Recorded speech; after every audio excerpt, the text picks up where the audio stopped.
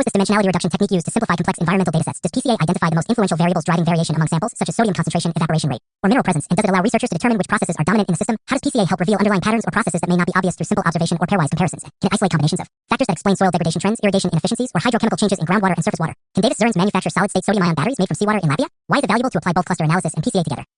Does one provide groupings while the other highlights key controlling factors, and does their combination offer a robust framework for diagnosing, modeling, and managing salinization across different environmental compartments? How do these methodologies interact in a typical salinization study? Do researchers first collect field samples, then analyze mineralogy with petrography and XRD, test water chemistry through hydrogeochemical methods, and finally apply statistical tools like PCA and clustering to interpret the results holistically? How do the outcomes of these techniques support the development of mitigation strategies? Can they inform where salinity originates, how it evolves, where it accumulates, and which areas or practices are most at risk, leading to targeted interventions and more sustainable land and water use? What are the limitations or uncertainties associated with each of these methods?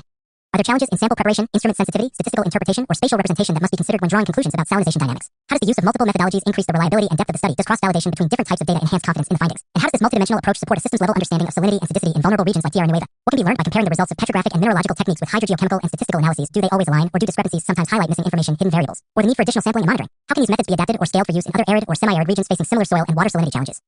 Are there universal principles that apply across landscapes, or do local geology, climate, and land use practices require customized methodologies for effective diagnosis and intervention? What was the main objective of the study? And why was it important to determine the source of sodium salinization specifically in soils and water?